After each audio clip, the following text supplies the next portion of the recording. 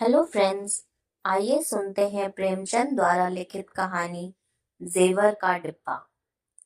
BA पास करने के बाद चंद्र प्रकाश को ट्यूशन करने के सिवा कुछ न सूझा। उसकी माँ पहले ही मर चुकी थी।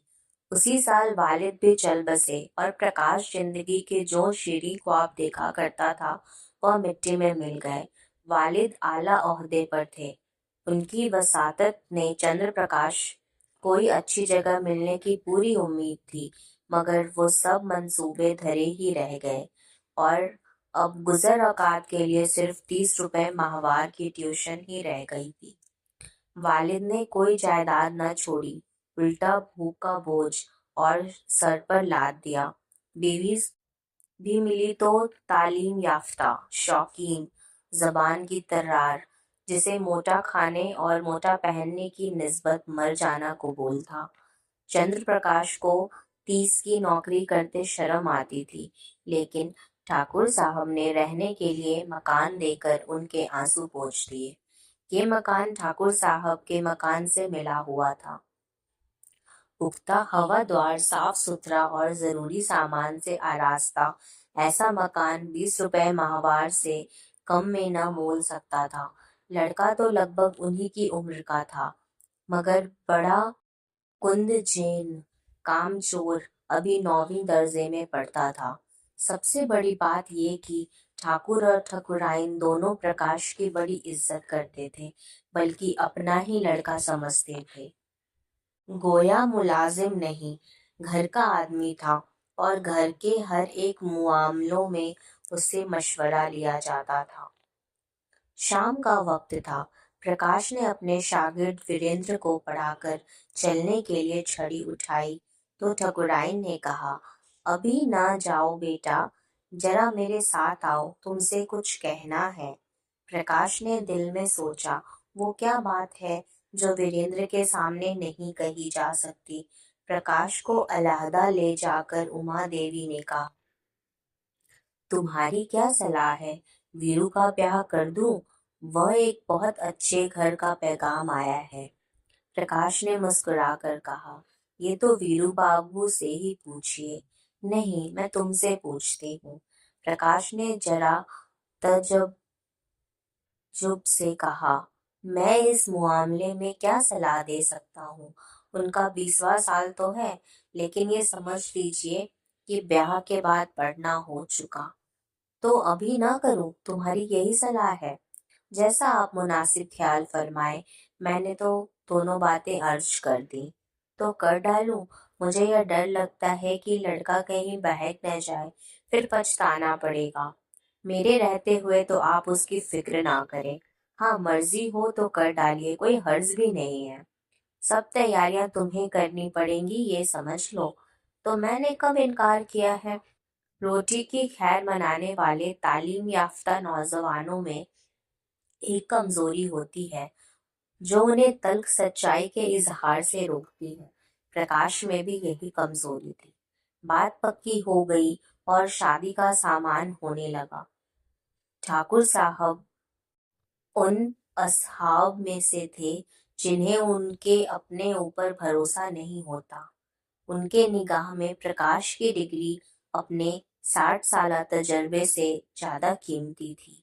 शादी का सारा इंतजाम प्रकाश के हाथों में था। 10-12 हजार रुपए से ज्यादा कीमती थी। शादी का सारा इंतजाम प्रकाश के हाथों में था। 10-12 हजार रुपए खर्च करने का इख्तियार कुछ थोड़ी इज्जत की बात नहीं थी। देखते देखते एक खस्ता हाल नौजवान जिम्मेदार मैनेजर बन बैठा। कहीं बजाज उसे सलाम करने आया है, कहीं मोहल्ले का बनिया घेरे हुए है, कहीं गैस और शामियाना वाला खुशामद कर रहा है। वो चाहता तो 200-400 रुपए आसानी से उड़ा सकता था, लेकिन इतना कमीना न था। फिर उसके साथ क्या दगा करे जिसने सब कुछ उसी पर छोड़ दिया हो। मगर जिस दिन उसने 5,000 के जेवरात खरीदे, उसके कलेजे पर सांप लौटने लगा। घर आकर चंपा से बोला, हम तो यहाँ रोटियों के मोहताज हैं और दुनिया में ऐसे ऐसे आदमी पड़े हैं जो हजारों लाखों रुपए के जेवरात बनवा डालते हैं। ठाकुर साहब ने आज बहू के चढ़ावे के लिए 5,000 के जेवर खरीदे। ऐसा ऐसी चीजों को देखकर आंखें ठंडी हो जाएं, सच कहता हूँ बास चीजों पर तो आंख नहीं ठहरती थी। चंपा हासीदाना लहजे में बोली, हमें क्या करना है? जिन्हें ईश्वर ने दिया है वो पहने।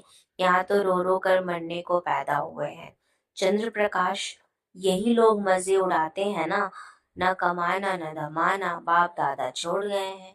मजे से खाते और चैन करते हैं। इसलिए कहता हूँ ईश्वर बड़ा गैर मुंसिफ है। चंपा, अपना अपना मुकद्दर है, ईश्वर का क्या कसूर है? तुम्हारे बाप दादा छोड़ गए होते तो तुम भी मजे उड़ाते। यहाँ तो रोजमर्रा का खर्चा चलाना मुश्किल है। गहने कपड़े कौन रोए? कोई ढंग की साड़ी भी नहीं कि किसी भले आदमी के घर जाना हो तो पहन लूं।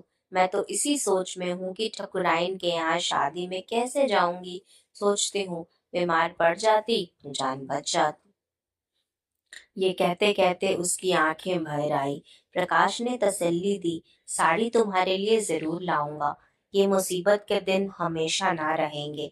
जिंदा रहा तो तुम सर से पांव तक जेवर से लदी होगी। चंपा मुस्कुराकर बोली, चलो ऐसी मन की मिठाई मैं नहीं खाती, गुजर होती जाए यही बहुत है। प्रकाश ने चंपा की बात सुनकर शर्म और हया से सर झुका लिया। चंपा उसे इतना काहिल उल वजूद समझती है। रात को दोनों खाना खाकर सोए तो प्रकाश ने फिर जेवरों का जिक्र छेड़ा। जेवर उसकी आंखों में बसे हुए थे। इस शहर में ऐसे बढ़िया जेवर बनते हैं, मुझे इनकी उम्मीद न थी। चंपा ने कहा, कोई और बात करो। जेवरों की बात दिल सुनकर दिल जलता है। ऐसी चीजें तुम पहनो तो रालनी मालूम होने लगो। जेवरों से क्या खूबसूरती मालूम होती है। मैंने तो ऐसी बहुत सी औरतें देखी हैं जो जेवर पहन कर भी भद्दी मालूम होती हैं। ठाकुर साहब मतलब के यार मालूम होते हैं। ये ना हवा ही की कहते। तुम इसमें से कोई चंपा के लिए लेते जाओ। तुम कैसी बच्चों की सी बातें करते हो। इसमें बचपन की क्या बात है? कोई फराक दिल आदमी इतनी कभी कंजूसी ना करता। मैंने सखी कोई नहीं देखा जो अपनी बहू के जेवर किसी गैर को बख्श दे। मैं गैर नहीं हूँ, हम दोनों एक ही मकान में रहते हैं। मैं उनके लड़के को पढ़ाता हूँ और शादी का सारा इंतजाम कर रहा हूँ। अगर 100-200 की चीज दे देते तो कौन सी बड़ी बात थी। मगर अहल ए सरवत का दिल दौलत के बोझ से दबकर सिकुड़ जाता है। इसमें सखावत और फराक हौसलगी के लिए जगह ही नहीं रहती। यकायक प्रकाश चारपाई से उठकर खड़ा हुआ। आज चंपा के नाजुक जिस्म पर एक गहना भी नहीं, फिर भी वह कितनी शाकिर है। उसे चंपा पर रहम आ गया। यही तो खाने पीने की उम्र है और इस उम्र में इस बेचारी को हर एक चीज के लिए तरसना पड़ता है। वो दबे पांव घर से बाहर छत पर आया। ठाकुर साहब की छत उस छत से मिली हुई थी। बीच में एक 5 फुट ऊंची दीवार थी। वो दीवार पर चढ़ गया और ठाकुर साहब की छत पर आहिस्ता से उतर गया। घर में बिल्कुल सन्नाटा था। उसने सोचा, पहले जीने से उतरकर कमरे में चलूं। अगर वह जाग गए तो जोर से हंस दूंगा और कहूंगा, क्या चरका दिया, क्या दूंगा। मेरे छत की घर से कोई आदमी इधर आता दिखाई दिया। मैं भी उसके पीछे पीछे आया हूँ। देखूं ये क्या कर रहा है। किसी को मुझ पर शक ही नहीं होगा। अगर संदूक की कुंजी मिल गई तो पौबारा है। सब नौकरों पर शुबहा करेंगे। मैं भी कहूंगा, साहब नौकरों की हरकत है, उनके सिवा और कौन ले जा सकता है। मैं नलवा निकल जाऊंगा। शादी के बाद कोई दूसरा घर ले लूंगा। फिर आहिस्ता आहिस्ता एक एक जेवर चंपा को दूंगा जिससे कोई शक ना गुजरे। फिर भी वो जब जीने से उतरने लगा तो उसका दिल धड़क रहा था। धूप निकल आई थी। प्रकाश अभी सो रहा था कि चंपा ने उसे जगाकर कहा, बड़ा गजब हो गया। रात को ठाकुर साहब के घर में चोरी हो गई। चोर जेवरों का डब्बा उठाकर ले गए। प्रकाश ने पड़े पड़े पूछा, किसी ने पकड़ा नहीं चोर को? किसी को खबर भी नहीं। वही डब्बा ले गए जिसमें शादी के जेवर रखे थे। न जाने कैसे चाबी उड़ा ली और उन्हें कैसे मालूम हुआ कि इस संदूक में डब्बा रखा है। नौकरों की कारस्तानी होगी, बाहर के आदमी का ये काम नहीं है। नौकर तो तीनों पुराने हैं उनके। नियत बदलते क्या देर लगती है। आज मौका देखा, उड़ा ले गए। तुम जाकर उनको तसल्ली दो ठकुराइन, बेचारी रो रही थी। तुम्हारा नाम लेकर कहती थी कि बेचारा महीनों इन जेवरों के लिए दौड़ा, एक एक चीज अपने सामने बनवाई, और चोर मुंडी काटे ने उनकी सारी मेहनत पर पानी फेर दिया।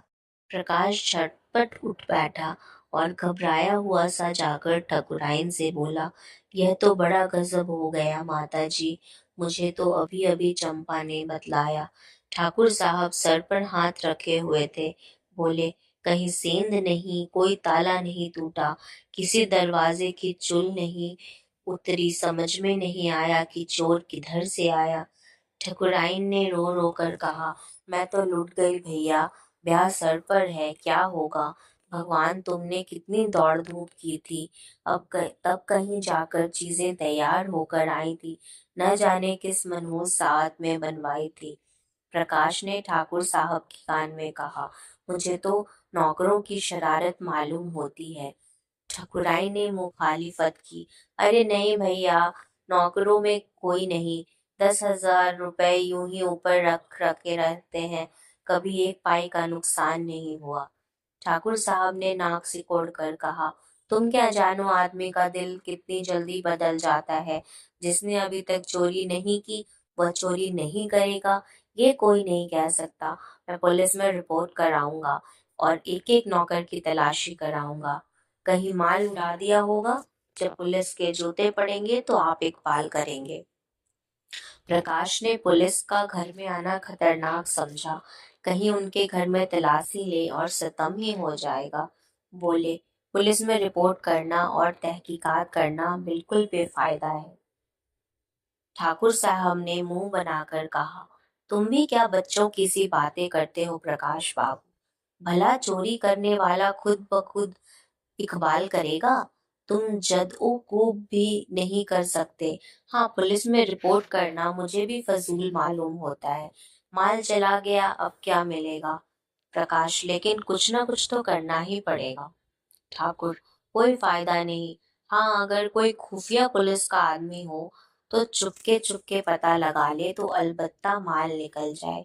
लेकिन यहाँ ऐसे आदमी कहाँ, नसीबों को रोकर बैठे रहो और क्या। प्रकाश, आप बैठे रहिए, लेकिन मैं बैठने वाला नहीं। मैं इन्हीं नौकरों के सामने चोर का नाम निकलवाऊंगा। ठकुराइन, नौकरों पर मुझे पूरा यकीन है। किसी का नाम भी निकल आए तो मुझे यही ख्याल रहेगा कि ये किसी बाहर के आदमी का काम है, चाहे जिधर से आया हो। पर चोर आया बाहर से, तुम्हारे कोठे से भी तो आ सकता है। ठाकुर, हाँ, जरा अपने कोठे पर देखो, शायद कुछ निशान मिले। कल दरवाजा तो खुला नहीं रह गया था। प्रकाश का दिल धड़कने लगा। बोला, मैं तो 10 बजे दरवाजा बंद कर लेता हूँ। हाँ, कोई पहले से मौके का फायदा पाकर कोठे पर चला गया हो, वहां छुपा बैठा रहा हो तो दूजी बात है। तीनों आदमी छत पर गए तो बीच की मुंडेर पर किसी के पांव के निशान दिखाई दिए। जहां प्रकाश का पांव पड़ा था वहां का चूना लग जाने से छत पर पांव का निशान पड़ गया था। प्रकाश की छत पर जाकर मुंडेर की दूसरी तरफ देखा तो वैसे भी निशान वहां भी दिखाई दिए। ठाकुर साहब सर झुकाए खड़े थे, लिहाज के मारे कुछ न कह सके। प्रकाश ने उनके दिल की बात खोल दी। अब तो कोई शक ही नहीं रहा। ठाकुर साहब ने कहा, हाँ, मैं भी यही समझता हूँ, लेकिन इतना पता लग जाने से क्या, माल तो जाना था वो गया। अब चलो आराम से बैठो, आज आज रुपए की कोई तजवीज करनी होगी। प्रकाश, मैं आज ही ये घर छोड़ दूंगा। ठाकुर, क्यों हमें तुम्हारा? प्रकाश, आप न कहिए, लेकिन मैं समझता हूँ मेरे सर पर बहुत बड़ी जवाबदेही आ गई है। मेरा दरवाजा 9-10 बजे तक खुला ही रहता है। चोर ने रास्ता देख लिया है। मकान है, 2-4 दिन में फिरा घुसे। घर में अकेली एक औरत है, सारे घर की निगरानी नहीं कर सकती। उधर वो तो बावर्ची खाने में बैठी है, इधर कोई आदमी चुपके से ऊपर चढ़ गया तो जरा भी आहट नहीं मिल सकती। मैं घूम घूम कर अभी 9 बजे आया, कभी 10 बजे, और शादी के दिनों में देर होती रहेगी। इधर का रास्ता बंद ही हो जाना चाहिए। मैं तो समझता हूँ चोरी सारी मेरे सर है। ठकुराइन डरी। तुम चले जाओगे भैया, तब तो घर और फाड़ जा खाएगा। प्रकाश, कुछ भी हो माताजी, मुझे बहुत जल्द घर छोड़ देना पड़ेगा। मेरी गफलत से चोरी हो गई, इसका मुझे खामियाजा उठाना पड़ेगा। प्रकाश चला गया तो ठाकुर की औरत ने कहा, बड़ा लायक आदमी है, चोर इधर से आया, यही बात उसे खा गई। कहीं ये चोर को पकड़ पाए तो कच्चा ही खाए, मार ही डाले। देख लेना, कभी न कभी माल बरामद करेगा। अब इस घर में हरगिज न रहेगा, कितना ही समझाओ। किराए के 20 रुपए देने पड़ेंगे। हम क्यों किराया दें? वो आप ही घर छोड़ रहे हैं, हम तो कुछ कहे नहीं। किराया तो देना ही पड़ेगा। ऐसे आदमी के लिए कुछ गम भी खाना पड़े तो बुरा नहीं लगता। मैं तो समझती हूँ किराया लेंगे भी नहीं, 30 रुपए में गुजर भी तो ना होगी। प्रकाश ने उसी दिन वो घर छोड़ दिया। उस घर में रहने में खदशा था, लेकिन जब तक शादी की धूमधाम रही, अक्सर तमाम दिन वहीं रहते थे। पेशबंदी के लिए चंपा से कहा, एक सेठ जी के यहाँ 50 रुपए माहवार का काम मिल गया है, मगर वो रुपए उन्हीं के पास जमा करता जाऊंगा। वो आमदनी सिर्फ जेवरों में खर्च होगी, उसमें से एक पैसा घर के खर्च में ना आने दूंगा। खाविंद की मोहब्बत का ये सबूत पाकर उसे अपनी किस्मत पर नाज हुआ। देवताओं में उसका एतिकाद और भी पुख्ता हो गया। अब तक प्रकाश और चंपा में कोई राज न था। प्रकाश के पास जो कुछ था वह चंपा का था। चंपा ही के पास उसके ट्रंक, संदूक और अलमारी की चाबियां रहती थी।